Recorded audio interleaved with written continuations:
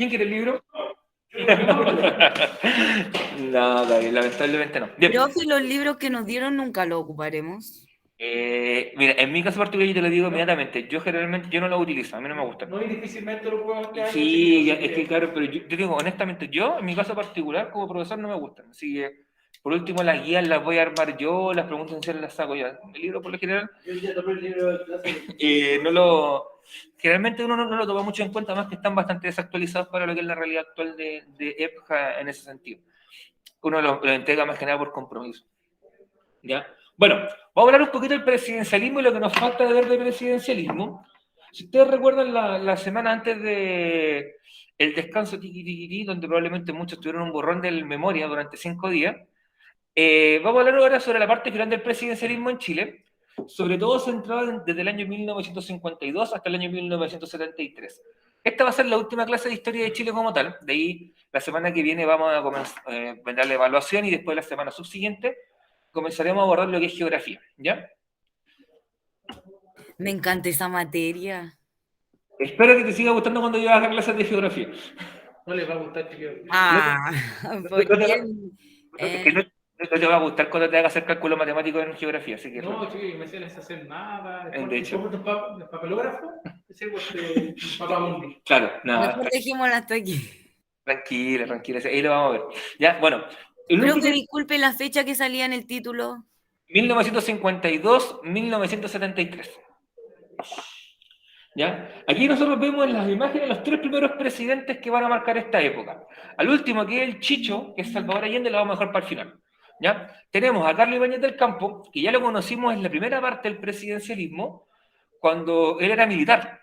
¿Ya? Recuerden que él gobernó Chile entre el año 1927 hasta el año 1931 aproximadamente, cuando es obligado a dejar el poder con esta época de anarquía o de inestabilidad. ¿Ya? Él gobernó, después vendrá el gobierno del Paleta, Jorge Alessandri Rodríguez. Él fue el último presidente de derecha hasta cuando llegó Sebastiancito Piñera al poder en 2010.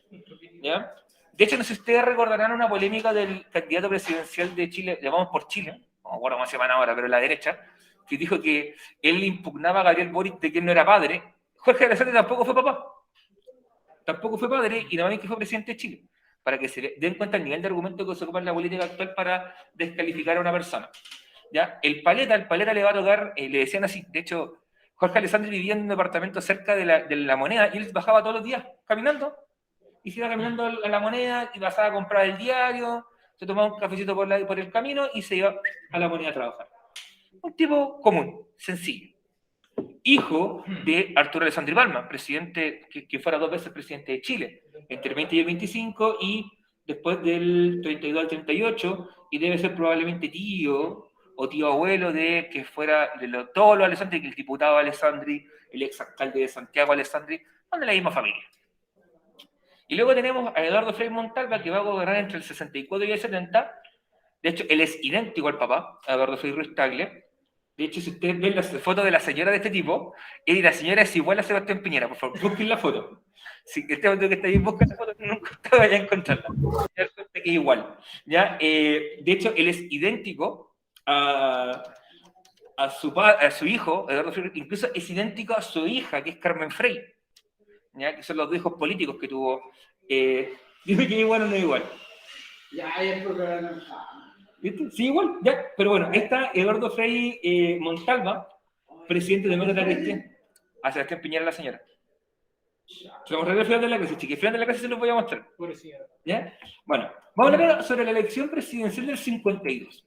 Aquí fue electo Carlos Ibáñez del Campo. ¿Qué es lo interesante? Que Carlos Ibáñez del Campo sea electo como presidente con una mayoría importante, cercana al 47% del total de los votos válidamente emitidos, pero él se presentó como un candidato independiente, es decir, no representaba a los partidos políticos tradicionales. Y acá en su cabecita, seguramente a alguno surgió la pregunta de ¿y por qué salió electo ser independiente? Si se entiende que o en la actualidad cuando hablamos alguien va como independiente, es más difícil ser electo presidente. Bueno, en esta elección en particular ocurre un fenómeno que se llama el voto de castigo. El voto de castigo es la forma en la cual tenemos los ciudadanos para castigar a los políticos que no cumplen con su palabra. Porque cuando uno va a una elección y vota por un candidato, en el fondo no cree en él, Dice que voy a creer en tu discurso y voy a votar por ti. Bacán. Si no cumples, a la elección que viene no te reelijo y ahí se aplica el voto de castigo.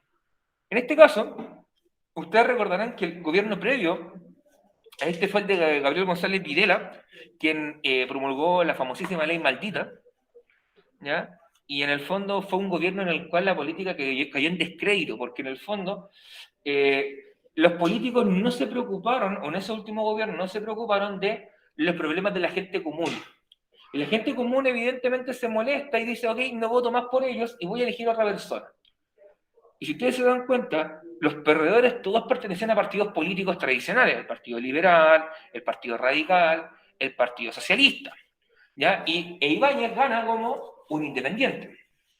¿Ya? Fíjense que aquí ya aparece nuestro queridísimo, para algunos, odiado por otros, Salvador Allende, el Chicho, como le decían. Fue la primera elección presidencial en la cual participó Salvador Allende. Allende después irá en 3 elecciones más y va a ganar en la del 70 recién. O sea, va a ir... Se puede decir que es como el mío de agua. Claro, pero en el fondo es que esta diferencia de Marco Enrique fue subiendo en votación, Marco Enrique fue bajando. ¿Ya? Pero Salvador Allende aquí ya aparece como una figura importante en la política chilena. ¿Okay?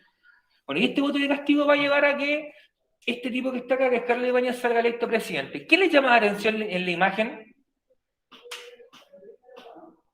De esa imagen, ¿qué les llama la atención? ¿Hay algún elemento que encuentren interesante? Yo no veo muy bien por la del marco de madera, pero ¿Eso que tiene ahí? no veo muy bien por el marco de madera. Ah, pero si quieres te corre un poquito para el lado y puedes ver, ¿no? ¿Qué tiene en la mano?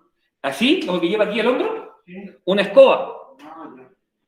Y abajo tiene unas botas que se llaman botas chantilly, que es la típica bota que ocupan el ejército, que ayer se celebró a sí mismo, aunque nos faltó la unidad de malversación de fondos y con la calculadora, haciendo el encuadre para pasar piola. El escuadrón Guruguru también, que se hizo muy famoso en redes sociales. ¿Ya? Pero lo interesante es la escoba. ¿Por qué es interesante la escoba? La escoba fue el símbolo de campaña que ocupó el presidente Ibáñez para este proceso eleccionario. De hecho, él ocupaba la escoba porque él decía que él iba a barrer con la política tradicional, iba a barrer con los políticos de siempre. Eso era como típico candidato populista, al estilo, no sé, Eduardo Artés, así como voy a asediar el Congreso si es necesario para que cumpla su trabajo. Esa lógica. ¿Y por qué una escoba? Yo tengo mi interpretación, además de esto de que es la idea de barrer con la política tradicional. Esta fue la primera elección presidencial en la cual participan mujeres. Y aquí no es que sea machista, ni nada por el estilo, sino que, colocándome en la época, ¿quién se preocupaba de las labores del hogar en esta época? Mujer. Mujer. Y entonces, ¿quién barría la casa? Las minas. Ariel. Mujeres. ¿Ya? Entonces, yo siento que hay cierto guiño hacia a la mujer que está ingresando a la política tradicional a votar en este tipo de elecciones, de buscar, hay un símbolo que ellas, por ejemplo, puedan asociarlo en el fondo. También debe haber una carga simbólica que apuntar hacia ese ámbito, como vamos a incorporar a la mujer de una manera y pensando en la década del 50, se le ocurrió unas cosas. Eso hacerlo hoy en día, por ejemplo, sería hiper mega requete contrafunado y encontraríamos 20 funas en Twitter, 50 en Instagram, 100 en Facebook, funando en el fondo esta campaña por ser machista, opresora y poco deconstruida. ¿Ya? Y además, un elemento interesante, Ibáñez siempre lo caracterizaron con su uniforme de militar. Él nunca se pudo sacar el mote de haber sido militar. De hecho, él fue oficial de ejército. ¿Ya? Y también fíjense que aquí está en el fondo marchando frente al Congreso. Pues digo, tienen idea como, voy a llegar a barrer acá con los tipos que trabajan acá y que no hacen nada, los vamos a barrer así. Fuera, fuera, fuera. ¿Ya? Y abajo había marchas, fíjense la gente. Fíjate que acá hay un tipo que amarró la bandera nacional a su escoba. Y iba como, en vez de un porte estandarte que lleva el estandarte así gallardamente agarrado así, iba marchando, haciendo paso de ganso, como le llaman, que es el paso parado o paso regular, va con una escoba. O sea, de que el eslogan y el símbolo pegó y pegó con ganas. ¿ya? A tal punto que gran parte de la población se adhiere al programa de Ibáñez en un primer momento. Finalmente, Carlos Ibáñez va a terminar gobernando con todos los sectores políticos. En algún momento va a gobernar con la derecha, en algún momento va a ser más cercano a la izquierda. De hecho, es en el gobierno de Ibáñez en el cual se elimina la ley maldita, o la ley de defensa permanente de la democracia, que es aquella ley que dejaba al margen de la ley al Partido Comunista. ¿Ya? Así que siempre Ibáñez jugó con tener apoyo de distintos lugares en la política chilena, lo cual lo llevó evidentemente a que su proyecto no prosperara, porque si estoy con los sectores conservadores tengo que tener un proyecto que los llame la atención. Estoy más cercano en este momento con la gente de izquierda, tengo que tener un proyecto que me acerque a la gente de izquierda. Y eso es lo que va a generar en el fondo, es una imposibilidad de tener un proyecto constante en el tiempo. Aquí nos vamos a detener en un punto bien interesante, que es la misión Klein-Sachs. La misión Klein-Sachs, muchachos, es una misión económica estadounidense. En este caso, vienen economistas gringos a proponer mejoras para la estructura administrativa económica del país. La misión Klein-Sachs,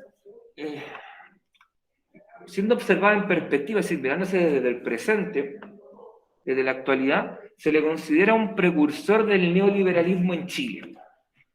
¿Y por qué un precursor del neoliberalismo? Porque tiene elementos bien importantes. Por ejemplo, reducir el gasto fiscal o gasto público, ¿ya? A una apertura hacia el mercado, es decir, permitir que llegue inversión extranjera a instalarse en el país y producir en el país, y así generar trabajo, no siendo el Estado el gran empleador, sino que las empresas privadas, ¿ya?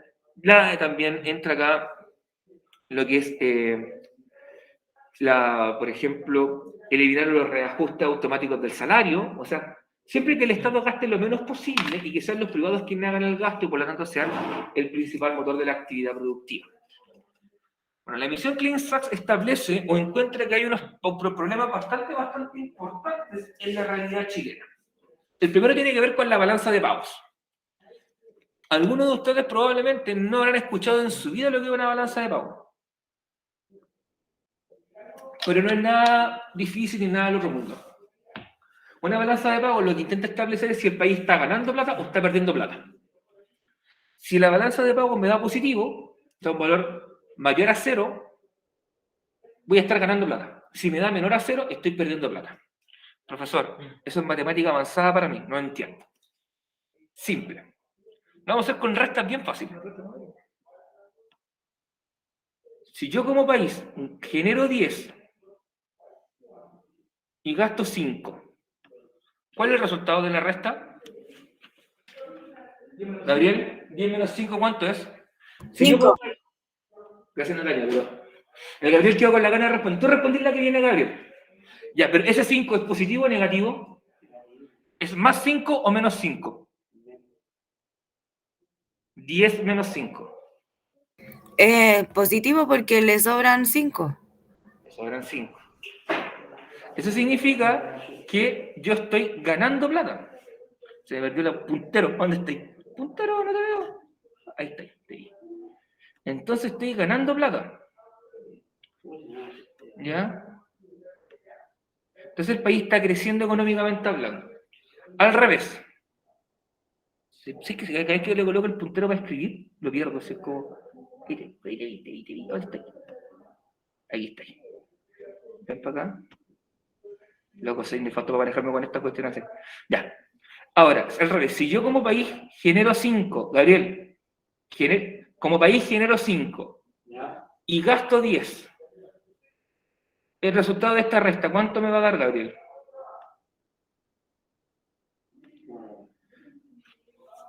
Si yo tengo 5 positivos y tengo 10 negativos, ¿el resultado cuánto me da?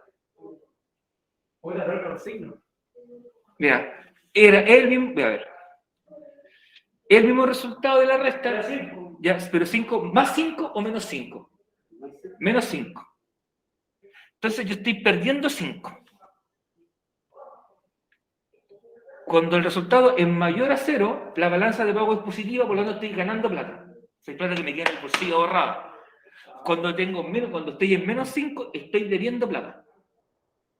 El problema de Chile es que Chile, por lo general, tendía en esta época a tener una balanza de pagos negativa. ¿Por qué? Porque Chile como país dependía de la exportación de materias primas, lo que hablamos con el modelo ICI, que era un país subdesarrollado. El ser un país subdesarrollado nos implica que dependemos mucho del mercado, cómo funciona el mercado en el mundo. No tenemos certeza jurídica, certeza económica de que nosotros estemos generando siempre dinero. No si los países desarrollados, que al generar una producción industrial o una producción que satisface todas las necesidades de la gente, las empresas son locales y funcionan y generan ganancias. Entonces tenemos este primer problema, la balanza de pagos. Y la balanza de pagos por lo general en Chile era negativa. O sea, estábamos debiendo plata y debíamos mucho plata. Segundo, tenemos un problema de urbanización. En esta época Chile todavía era mayoritariamente rural, era mayoritariamente campesino. Lo que significa que... ¿Qué pasó? A ver si había pasado algo. Uy, uy. ¿Ya? Lo que significa que las ciudades van a comenzar un proceso de crecimiento en esta época. La gente va a comenzar a migrar del campo a la ciudad buscando una mejor oportunidad de vida. ¿Ya? Porque se entendía que si yo me quedaba con mi familia, con mis cabros chicos en el campo, los cabros chicos nunca iban a tener una oportunidad de acceder a un colegio que llegara quizás hasta lo que nosotros conocemos hoy día como cuarto medio, que en aquella época era sexto humanidades.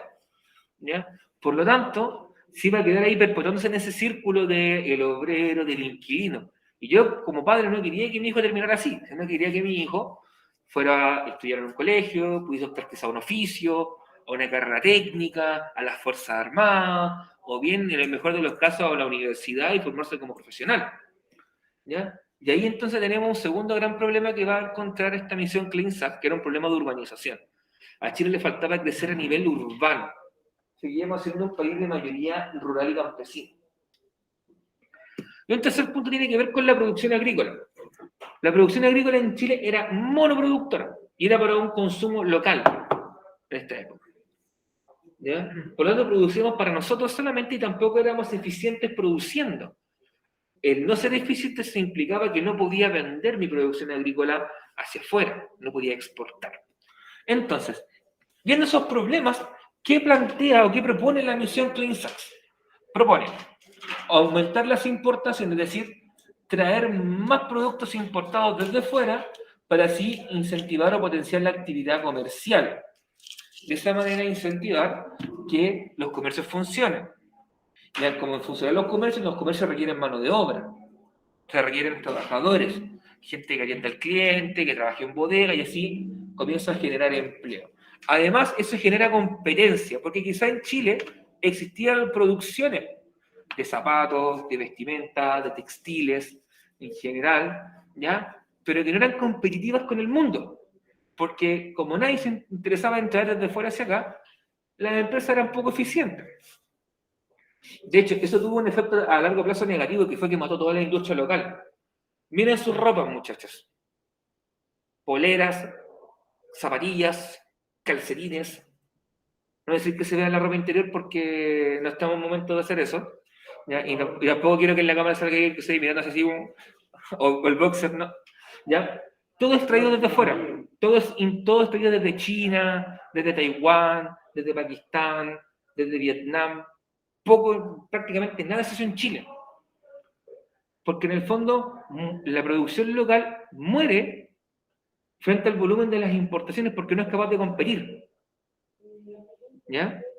Por eso era tan importante traer importaciones, porque en el fondo te ayudaba a ejercer competencia y de esa manera si aquí el país no era competitivo, en el fondo la que no era competitivo moría, listo. No invertimos en cosas que no van a generar ganancias. Un segundo elemento fue diversificar la exportación. No solamente exportar cobre.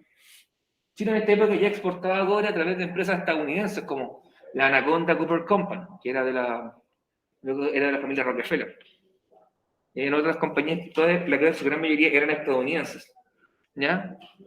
Pero, por ejemplo, en la producción agrícola, Chile siempre destacó por la agricultura, comenzó a vender productos agrícolas en gran escala, y a exportar el vino chileno, a exportar, por ejemplo, los frutales, que por lo general lo que Chile más exporta hacia afuera, la guinda, el arándano, la palta. Recuerden que la palta es una fruta, ¿ya? No es verdura, No, po, el tomate también, el tomate es fruta. Ahí voy a buscar, Mira, todo aquello que tenga semilla, como el tomate, la guinda, la palta, son frutos. Y lo que salga de un árbol o de una mata.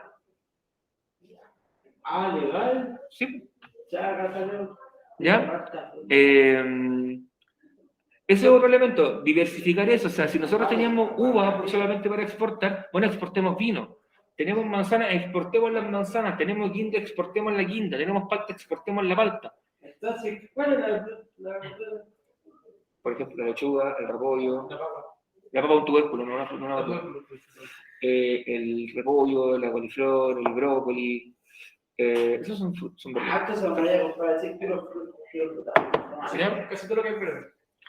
Sí, el pepino, el cebolla italiano, la calabaza, etcétera. Hay muchos. ¿Ya? Entonces, tenemos la capacidad de diversificar exportaciones. Otra recomendación que hacen es atraer capitales extranjeros. ¿Y cómo atraigo un capital extranjero? ¿Cómo lo seduzco para que venga acá? Bajando los impuestos para instalar empresas, dándole beneficios económicos. En el fondo hay una serie de elementos que se buscan establecer. Y eso es lo que atrae a las empresas privadas para instalarse en un lugar donde puedan pagar menos, donde tengan que pagarle menos a los trabajadores, donde tengan una mayor certeza jurídica de que si pasa algo no van a perder todo su dinero. Una serie de elementos. También proponen que hay que reducir el déficit fiscal, hay que reducir en el fondo la deuda pública. ¿Y cómo reduzco la deuda pública? Gastando menos. ¿Y cómo gasto menos? Despidiendo gente. Evitando, por ejemplo, los reajustes automáticos del salario del sector público. ¿Ya? Externalizando servicios, vendiendo empresas que no fueran rentables. Y fue lo que se hizo después con los Chicago Boys en el 70. ¿Ok? Y todas estas propuestas de la visión Clean Sachs, que no son evidentemente todas tomadas en un comienzo, sino que esto también va pasando en el tiempo, va a generar tensión con los trabajadores. ¿Por qué? Sobre todo con los trabajadores públicos, porque ellos ven afectados sus sueldos, ven afectados su sustento y su estabilidad económica y laboral con estas medidas. Es por eso también que se le considera un antecedente directo de lo que es el neoliberalismo en Chile. Ahora bien, vamos a hablar de la siguiente elección presidencial, que es la del año 1958. Aquí sale electo el paleta, Jorge Alessandri Rodríguez, nuevamente como un independiente. ¿Ok? De hecho, aquí ustedes pueden ver el cuadrito de la votación presidencial. Le ganó por bastante poco Jorge Alessandri a Salvador Allende. Aquí Allende ya llegó al segundo lugar y estaba peleando en las ligas mayores. Vamos a tener a Eduardo Frei Montalva con un 20%, 21% aproximadamente. Luis Bosay del Partido Radical, el Partido Radical ya fue en declive, así como el Titanic. El anterior también, Allende se tiró. Sí, pues, de hecho, el anterior Allende estaba abajo, ahora aquí subió caleta. Y sí. Y luego tenemos al famosísimo cura de Catapilco, Antonio Zamorano. Matador Salas, hombre. ¿Ya? El cura de Catapilco, Antonio Zamorano, que sacó aproximadamente un 3% de 3. Ese porcentaje que saca Antonio Zamorano se lo quitó a Salvador Allende. De hecho, si el cura de Catapilco no va a la elección presidencial, probablemente el presidente en este momento habría sido Salvador Allende y no el Jorge Alessandri. Porque la diferencia de votos, si tú haces la suma del 3,34 con el 28,85, te da aproximadamente 32 y fracción. O sea, te da como medio punto, un poquito más de medio punto más que lo que estaba sacando Jorge Alessandri. ¿Ya? ¿Qué es lo interesante? Este caso. Si ustedes se dan cuenta, nuevamente no hay una mayoría absoluta, por lo tanto es el Congreso quien va a tener que definir el candidato. Y aquí ya Allende aparece como una figura importante. Dejó de ser uno más que estaba en la lista, sino que aparece como un candidato a ganador, en el fondo, como que está ahí peleando la pole position para convertirse en presidente. ¿Okay? Bueno, va a llegar el paleta, si ustedes se dan cuenta, va como independiente. Jorge Alessandri va como candidato independiente, es decir, pero a pesar de que como independiente va apoyado por los partidos más conservadores, el Partido Liberal y el Partido Conservador. De hecho, si se asemeja a Sebastián Sichel es mera coincidencia. Es como un independiente pro derecha que va por la derecha. ¿Ya? Jorge Alessandri era ingeniero comercial o economista, algo por el estilo. Pero el tipo era del ámbito de los números, de las matemáticas, de las finanzas. ¿Ya? De hecho, fue elegido por eso principalmente. Además que era un tipo con un apellido importante dentro de la política chilena.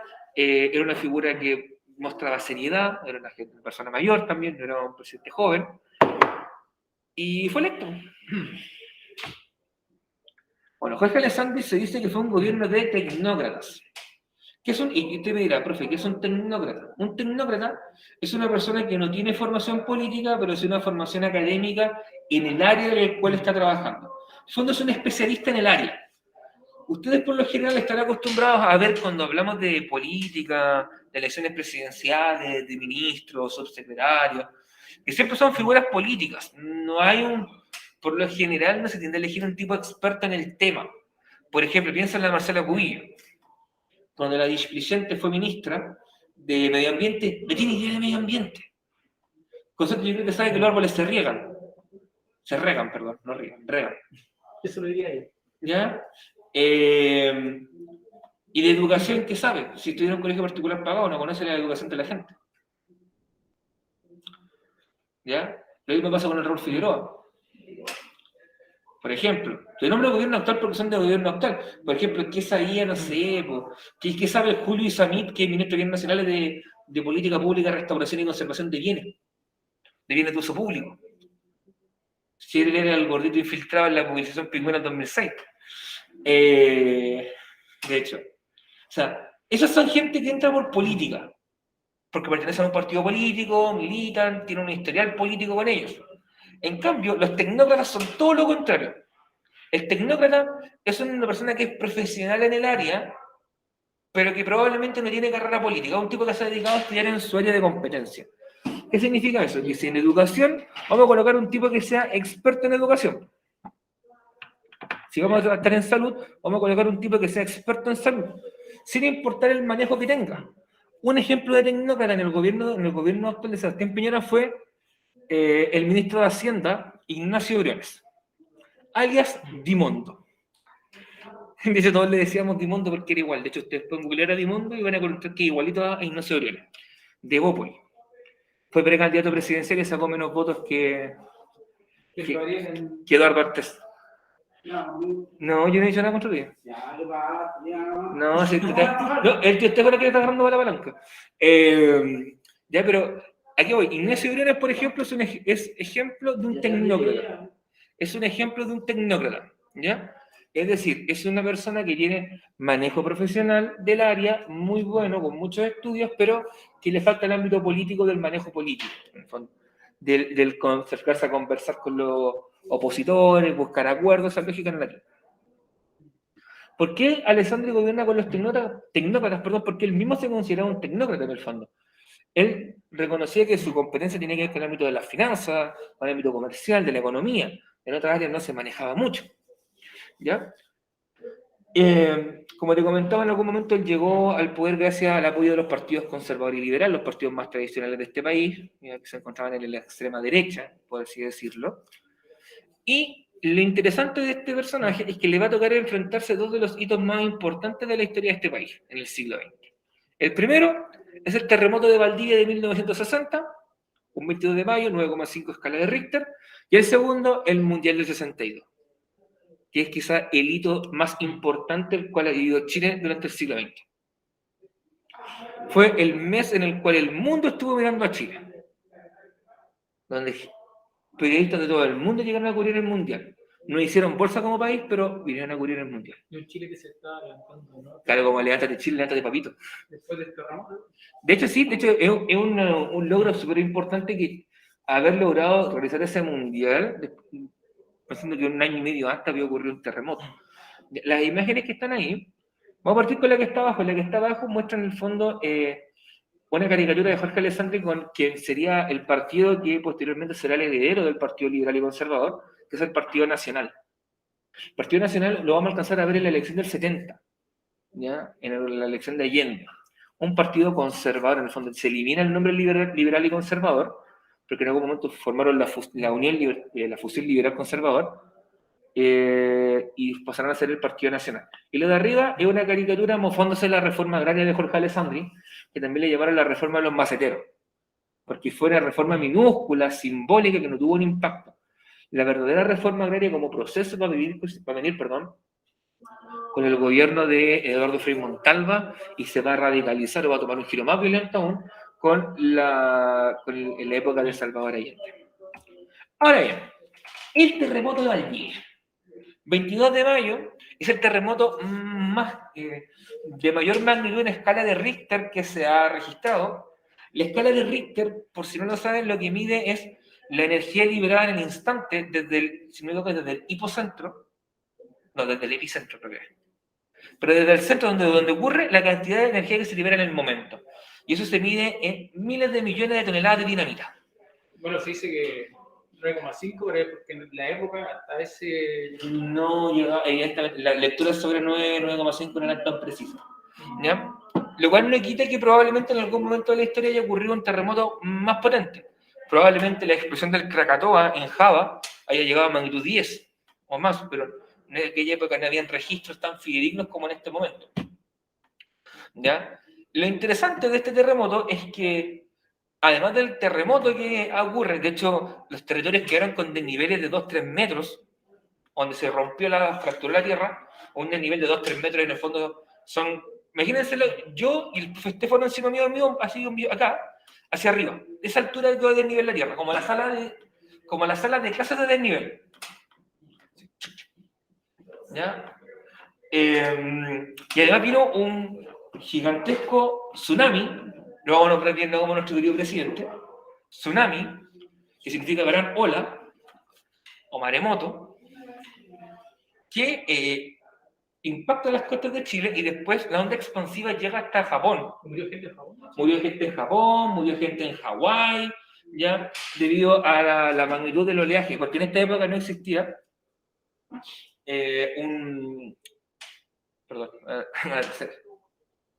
perdón. Es un terremoto. No, me dio alergia. Ya, ahí sí. De hecho, murió gente en Japón, murió gente en Hawái, debido a la magnitud del tsunami, porque en esta época no existían los sistemas de comunicaciones tan instantáneos que hoy día, que una alerta de tsunami en Japón llega al tiro de la alarma al resto del mundo. ¿Ya? ¿Ah? ¿No estaba nuestro querido Ochoa? No, pues no estaba. De hecho, a esta época ni siquiera ha sido el tiempo de avisar. De hecho, por lo general, los chilenos, como hemos convivido históricamente con estos movimientos de tierra y con los tsunamis, sabemos qué hacer de manera instintiva. ¿Ya? Nosotros sabemos que cuando el mar se recoge, tenemos que arrancar hacia el lado opuesto. No hay que bajar a recoger pescaditos ni mariscos, no. A arrancar, como se dice coloquialmente, apretar cachete, arriba. Arrancar lo más alto que puedas para que no te pesque la ola, porque la ola te pesque y no te suelte. ¿Ya? De hecho, todo esto va a llevar a que en Chile ocurra todo un cambio en la norma sísmica del país, la norma de construcción, y las construcciones se convierten en antisísmicas. Por eso hoy día es más factible en Chile que tú, cuando hay un terremoto, te quedes dentro de tu casa no se va a caer, pero sí se pueden cortar los cables del tendido eléctrico, te puede caer alguna losa de un techo si vives en un departamento, cualquier cosa. Así que es mejor quedarse en tu hogar y escuarecerse bajo una mesa, afirmar la tele, lo típico que te dicen, la tele. De hecho, la imagen que está acá abajo es una imagen que te muestra los efectos que dejó en Hawái. ¿Ya? Eso es hilo en Hawái. Y así quedó. ¿Ya? Luego vamos a pasar el Mundial de 62, que Chile fue electo como sede del año 56, ¿ya? Para organizar el 7º Mundial de Fútbol de la FIFA, Federación Internacional de Fútbol Asociado, en Chile. Esto no solamente significa modernizar los estadios, sino que también la infraestructura pública, los caminos, los accesos, hoteles. Fue una inversión bien importante de dinero para tener las 4 sedes listas, que en este caso fueron Arica, Viña del Mar, Rancagua y Santiago. De hecho, ahí están los países que participan en el Mundial. De hecho, hay países que ya no existen. Por ejemplo, era Checoslovaquia, la República Checoslovaquia, aquí está Brasil, Checoslovaquia, Colombia, Chile, Alemania Federal, esto es, no me equivoco, Hungría, Uruguay, esto era Inglaterra, pero colocaron el Reino Unido, Bulgaria, la Unión Soviética, no existe tampoco, Italia, México, Argentina, Suiza, Yugoslavia tampoco existe. Esta es la España de Franco, que tampoco existe. Aquí está el trofeo, que es la Copa Jules Rimet, que era el precursor de la Copa del Mundo en la FIFA que todos conocemos. En este mundial, como dato, netamente Brasil fue campeón del mundo, se consagra bicampeón mundial, y Chile queda en 3er lugar del mundial, que es la mejor acción histórica que ha tenido nuestra selección ever. De hecho, después de ese mundial, todos han sido octavos de final. El 98, el 2010, el 2014, y siempre con Brasil. De hecho, el 2014 con Brasil en penales. El 2010 con Brasil creo que fueron 2-0. El 98 4-1 con Brasil. El semifinal del 62 fue 4-2 con Brasil. O sea, siempre Brasil es nuestra yeta. Ahora, saliendo un poquito del tema deportivo y terremotil, vamos a hablar un poquito de la importancia que juega Estados Unidos durante esta época en el proceso, ¿ya? Estados Unidos juega un rol clave a través de la Alianza para el Progreso. La Alianza para el Progreso es un programa político que lleva a cabo el gobierno de los Estados Unidos, que va a comenzar, si la memoria no me falla, con el presidente John Kennedy, en el cual Estados Unidos busca apoyar a América Latina de manera económica, de manera social y de manera política. De manera económica, busca en el fondo entregar apoyo para poder estabilizar los precios en los países latinoamericanos y evitar que ocurran, no sé, pues que el kilo de pan te cueste 20.000 pesos, ¿ya? Evitar que la moneda se devalúe, ¿ya? Que exista escasez. Busca también controlar o eliminar lo que es la inflación y la deflación. La inflación es que el dinero alcance para menos cosas y eso afecta al consumo, porque yo puedo comprar menos productos. Y la deflación afecta a la producción, porque la deflación es cuando, en el fondo, son los productos los que pierden valor en extremo y no se hace rentable producir estos bienes. Y se puede generar artificialmente una escasez. ¿Ya? También, esta Alianza para el Progreso lo que busca apoyar a nivel económico es mejorar la organización de la economía del país, en el fondo, definir bien cuáles van a ser nuestros recursos estratégicos, cómo le vamos a sacar provecho, de qué manera vamos a intentar incentivar la producción externa de empresas privadas. Y por último, un punto clave que probablemente comenzaremos a trabajar el día de mañana es la reforma agraria. ¿Ya? A nivel social se busca superar el analfabetismo, es decir, que la gente aprenda a leer y escribir, sean lectores y escritores con todas las de la ley, no que solamente escriban su nombre, sino que también sepan entender lo que están firmando, lo que están leyendo. Y por último también es la consecución de gobiernos de carácter democrático. Esto tiene una razón de ser, y es súper importante entender esto. La razón de ser de esto tiene que ver principalmente con la búsqueda de evitar el surgimiento de una nueva Cuba. Pocos años antes había ocurrido la famosa Revolución Cubana de Profesor, Dime. disculpe, ¿y este plan que hizo Estados Unidos, todo esto, lo utilizaron o se sigue utilizando? ¿Funcionó? No, hoy en día no, hoy día no se utiliza. Ya, de hecho, hoy día, si bien existen formas de la cual Estados Unidos puede establecer influencia en los países, ya no se ocupa esta lógica de la Alianza para el Progreso. ¿Ya? En algún momento funcionó porque en el fondo piensa que para los países era platita que llegaba. Ya era un apoyo económico que llegaba extra. ¿Cuál era el punto? ¿Cuál era el objetivo que había detrás de esto? Era que no giráramos hacia la izquierda en el fondo. No mirar experiencias como la de Cuba, la de China, la de la Unión Soviética, no seguir ese camino, porque aquí estamos en plena Guerra Fría. Era evitar el comunismo de alguna manera u otra. O sea, estaban ocupando todos los mecanismos posibles para evitar la expansión del comunismo en América del Sur o en América Latina. Porque el comunismo era el enemigo de los Estados Unidos, por lo tanto, tener un enemigo tan cerca, además de Cuba, hacía la situación mucho más difícil. Va por ahí la línea. Y lo ocuparon, hoy día no se ocupa. Importante esta parte, chicos, Sí. para la presencia. Yes. Pero bueno, ahora vamos a hablar de la Revolución en Libertad. Aquí aparece el ñato original. Así aparece la media cayuya. De hecho. Es como Calamardo, pero en versión XL. Eduardo Frei Montalva, él es el líder fundador de lo que es la democracia cristiana, que tiene este símbolo, hasta el día de hoy lo tiene.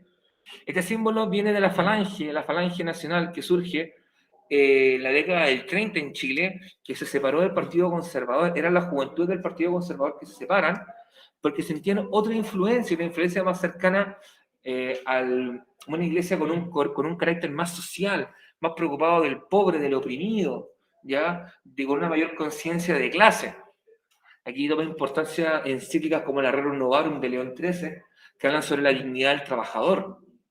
¿ya? Y esos principios forman lo que hoy día nosotros conocemos como la ADC, el partido más deleznable de la historia de este país. Y no lo digo yo, lo dice la historia. De hecho, si nosotros si ustedes contáramos la cantidad de veces que se dieron vuelta la chaqueta, que hicieron un plot tweet, nos falta años. Esta democracia cristiana Son ni de aquí ni de ahí. apoyó el golpe de Estado, pero después después dijeron que no lo habían apoyado. Y después estuvieron en contra del régimen. Pero igual después jugaron a Pinochet. O sea, son un partido que por lo general tú no sabes para dónde vas con ellos. Nunca queda mal con nadie. De hecho, por eso ustedes van a escuchar que por lo general al demócrata cristiano le dicen amarillo. ¿Ya? Porque en el fondo tú no ves ni chicha ni limonada. Está entre Tongoy y los vilos. Tú no sabes para dónde van a ir estos muchachos. Bueno, Eduardo Frei llega al poder con un eslogan que era la revolución en libertad. La revolución en libertad, lo interesante que tiene como eslogan es que te dice, vamos a hacer cambios profundos en la sociedad, pero siguiendo lo que establece la ley. No vamos a recurrir a la violencia extrema, no vamos a recurrir a la subversión, no vamos a recurrir a un golpe de Estado, sino que vamos a recurrir a los votos. Por eso está la imagen acá de Fidel con sus armas, mirando cómo en Chile, en el fondo, la democracia cristiana logra mayoría absoluta y logra, en el fondo, con este eslogan de la revolución, lograr el éxito. De hecho, aquí dice, Frei, ya ves, Fidel, que no necesito de armas para hacer una revolución en libertad. Porque estaba el estigma de que para hacer una revolución había que recurrir a la violencia, había que recurrir a las armas. Y Frei dice, no, hay que lograr la vía de votos. De hecho, si nos vamos al porcentaje de votación, Frei arrasó con un 56%, lo más cercano que tenemos atrás es Allende, que tiene aproximadamente un 17% menos de los votos que él, ¿ya? Y el Partido Radical ya literalmente da pena con casi un 5% de los votos. Así que en esta elección gana Frei Montalva. ¿Por qué gana? Porque en el fondo aquí el Partido Conservador o el Partido Liberal no llevan candidato y se pliegan a la candidatura de Eduardo Frei Montalva. Es decir, los sectores más tradicionales, temiendo que Allende pudiese ser electo presidente, ok, nos vamos a llevar candidato y nos vamos a poner detrás de esta figura que es más cercana a nosotros y lo vamos a hacer que salga presidente. Y es por eso que Eduardo Frei Montalva gana con esa mayoría tan abrumadoramente grande, ya que no requiere una aprobación del Congreso o una revisión por el Congreso, porque el Partido Liberal, el Partido Conservador no llevan candidatos. Entonces todos esos votos se van acá. Y Frei Montalva se convierte en presidente. Lo interesante de esta diapositiva que habla de la reforma agraria, y yo creo que probablemente con esta vamos a estar terminando, es que la reforma agraria es un hito fundamental para entender la historia de Chile, porque es lo que va a marcar el fin de la hacienda. Esa hacienda que hablamos hace mucho tiempo en el mundo colonial, encuentra su fin acá. ¿Por qué? Porque en este momento en el cual, cuando ocurre la reforma agraria, la propiedad agrícola se comienza a dividir. Y se comienza a dividir de tal manera que desaparece el latifundio, desaparecen estas grandes propiedades de tierra que eran gigantescas, que podían ser poblados completos, y se dividen en porciones más pequeñitas para darle un mejor uso. Para que así el trabajador, el campesino común y corriente, ese campesino humilde tuviese su porción de tierra para poder, y así trabajarla y generar ingresos. La reforma agraria pasa por 3 gobiernos. El primero es de Jorge Alessandro Rodríguez, que fue aquel llamado la reforma de maceteros, porque fue poco significativa, donde quien juega un rol fundamental para entregar propiedades, tierras, y que estas fueran entregadas a los campesinos fue la Iglesia Católica. La Iglesia Católica de la época entregó gran número de sus propiedades que tenían en el campo a el Estado para que el Estado las subdividiera y las entregara a la gente común y corriente. Va a ser en el gobierno de Frei Montalva cuando ocurra una redistribución significativa de la tierra. Eso significa que una parcela gigante se divide en porciones más chiquititas para darle un mejor uso, optimizar el uso del suelo y así generar una mayor producción agrícola. Al generar una mayor producción agrícola, yo puedo en el fondo satisfacer a toda la gente y además el excedente lo puedo vender hacia afuera. En paralelo con esto, va a comenzar lo que es la sindicalización campesina. Los campesinos se van a comenzar a organizar en sindicatos con el fin de poder optar a esta redistribución, para poder optar de una manera más potente a esta transformación, a este cambio. Esto va a traer evidentemente choques con la oligarquía, con los partidos tradicionales, con la política tradicional, que defendían la gran propiedad agraria, porque muchos de estos miembros de la política tradicional eran los grandes patrones de fondo, eran los grandes hacendados, y comienza en el fondo esta redistribución de la tierra. Paso final va a venir con Salvador Allende. Con el Chicho se va a radicalizar este proceso. Y la reforma agraria va a tomar un giro más violento, donde van a ocurrir expropiaciones. Es decir, se les van a quitar a los grandes agricultores, se les va a quitar la tierra y se va a redistribuir en los más desposeídos, en la gente común y corriente. La diferencia entre Frei Montalva y Salvador Allende es que en el caso de Frei Montalva, esto se hizo encausado por la ley, existía una compensación económica por la tierra expropiada, pero en el caso de Allende no. Se le quitaba y chao, perdiste. ¿Ya? Y aquí es donde nosotros podemos encontrar el fin del mundo colonial efectivamente en Chile. La colonia en Chile, para muchos historiadores, termina en este momento. Porque es este el eslabón fundamental, porque aquí se rompe con la unidad económico, productiva y social de la época, que era la hacienda, que lo conversamos en el mundo colonial, porque dentro de la hacienda existía una dinámica de estructura social, de red, de jerarquía, de poder entre el patrón y el inquilino. Económicamente había una dependencia entre el patrón y el inquilino, y eso se rompe. Y ahí se rompe la estructura colonial. Es ahí cuando acaba la colonia en Chile. ¿Ok? Y, bueno, vamos a quedar hasta acá, más que nada por temas de tiempo, porque en lo otro probablemente nos vamos a estirar bastante más explicándolo.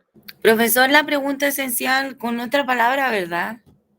Yes. Sí, chiquillo. Y hablando de pregunta esencial, muchas gracias por dejarla ahí boreando, Natalia. Vamos a irnos a la pregunta esencial. A ver si lo puedo hacer desde acá.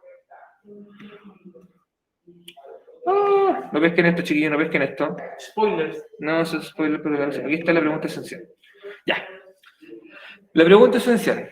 Abran sus orejitas, escúchenme que esta pregunta no es fácil, pero tampoco es difícil. Dice, considerando el contexto económico de los contenidos vistos, lo que hablamos sobre todo lo de la Alianza para el Progreso, ¿ya? Imaginemos que usted es él o la presidenta de la República. O sea, te estoy colocando en el cargo un presidente, no eres cualquier pelafustán. Imagínense, chiquillo, con la banda. Sí, imagínense con la banda presidencial, con el cetro. ¿Ya? María presidenta ahora?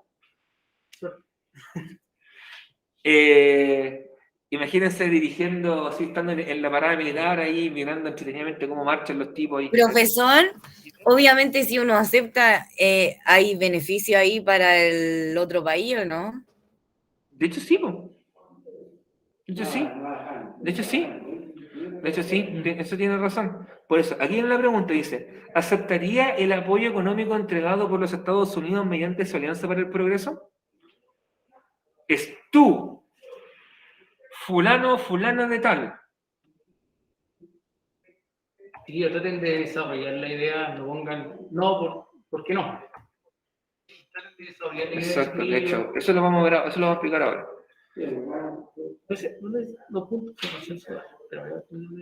¿Aquí que le agrega? ¿Ah?